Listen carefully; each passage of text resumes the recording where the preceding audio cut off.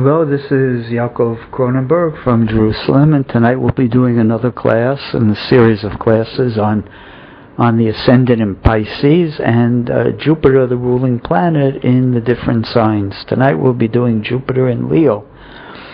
So it's an interesting combination, right? Because in one sense it's difficult because there's 6 signs away, and the Leo and the Piscean natures are very incongruent. They don't really aspect each other. In other words, Pisces wants to lose itself, it wants to merge with the world. And Leo is very an individual sign. It's the sign of the king. It's a sign where you accentuate who you are. You don't want to lose your identity. You want to, put yourself forward and be the center of attention. So there's always going to be some kind of difficulty when you have that Leo with Jupiter when you have the Pisces ascendant with Jupiter in Leo. And the Jupiter is going to fall, of course, in the 6th house, which is the house of service.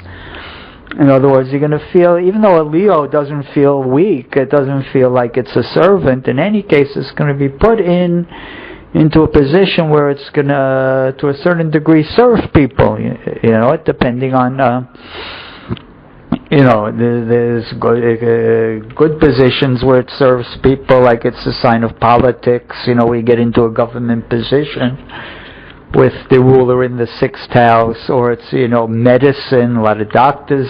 There's an aspect a lot of doctors have. I've seen it, Pisces, with Jupiter, the ruler in Jupiter and Leo in the 6th. Government service, medicine, ways to help people, but there's going to be this feeling that they want to help people, but they're going to have to combine it with their Leo nature, which is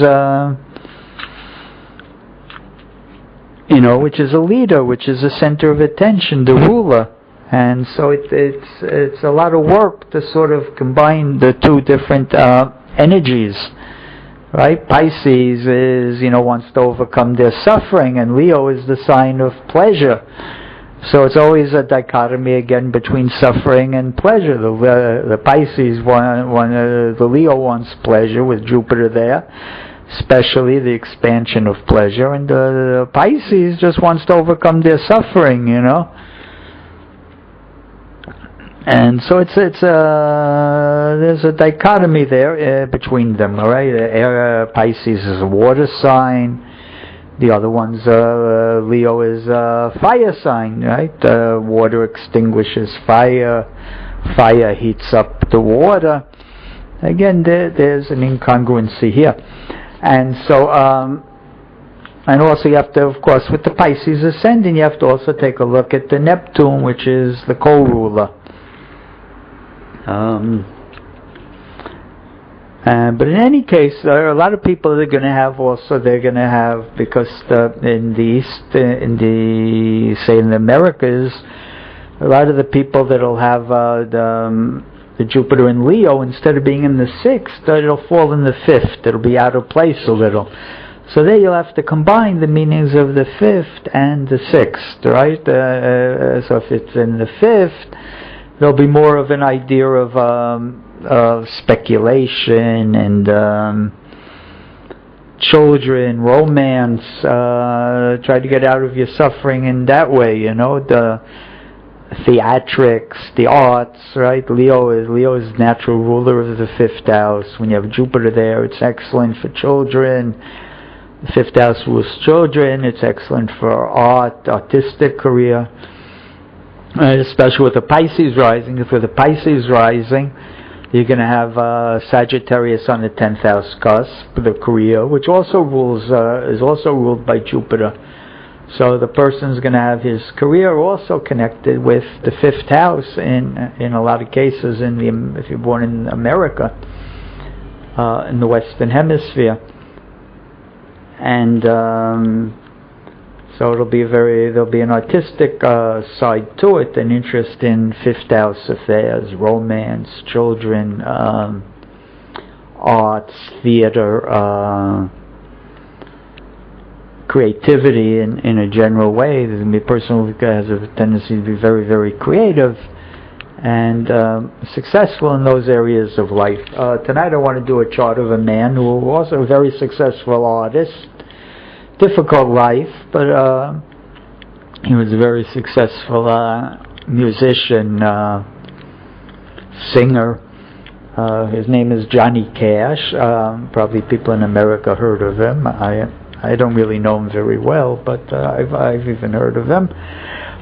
He was like a country singer, and he was very, very popular, incredibly popular. And he has a Pisces rising with Jupiter and Leo in the 5th house. Again, you have to always combine the 5th and the 6th house tendencies when you have it, because it's 6 signs from the ascendant, but it falls in the 5th house. So he has a little of both, actually. He was very much in the arts. You see that, Jupiter and Leo ruled his career, ruled his ascendant, and so he's very successful in music and art. But again, it's connected with its 6th house, which is the house of health. And also he has Neptune in the 6th house in Virgo. It should be in the 7th, but it's falling in the beginning of the 6th house. And so he has Neptune there also. So both of the planets, in a certain respect, are working. Both ruling planets are working for the 6th house. And so a lot of times when you have, say, Neptune in the 6th, it can be problems with drugs, because the 6th house is ill health. And when you have Neptune there, Neptune has a tendency to addiction. Neptune gets, they get, what do you call it? They have an addictive type of personality to a certain degree.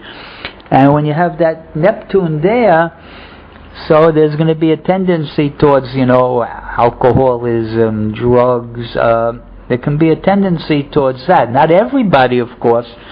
You have to realize there has to be other confirming points to it. 1 out of 12 people are going to have Neptune in the 6th house. So don't take it that way. But with the Pisces rising, it'll be a little bit more. But more than that, he needs something else. And in his chart, if you look at his chart carefully, you see he's got his Neptune in 637 Virgo, and it's exactly opposite Mercury, 628, and Pisces, and he's got the Sun at 645 Pisces. And he's got Mars, so they're exactly almost to the second opposite the Neptune. So that's a very, very powerful indication of, and they fall in the 12th house, the house of imprisonment, the house of suffering. And so most of his life, he suffered from different kinds of addictions, and it's very obvious in his chart. It's something that just sticks out. You would look, any astrologer would look at it and say, this guy's going to have problems with addictions. He's also got Mars also in Pisces. He's got 3 planets there in Pisces. They're in the beginning of the 12th house, exactly opposite, tight oppositions to Neptune. So it's a very difficult combination there for the man. And he suffered greatly from it, right? Neptune is in the 6th, but it should be in the 7th. And his first wife, he cheated all the time on her. He was, taking drugs. And it's all indicated by the Neptune in the house of marriage. His second wife was much better. It was a much better marriage, from what I understand. But also, I imagine she suffered from him also a great deal. He was not probably the easiest person in the world to get along with. Very difficult type of chart, a lot of suffering in it. And I thank everybody for listening.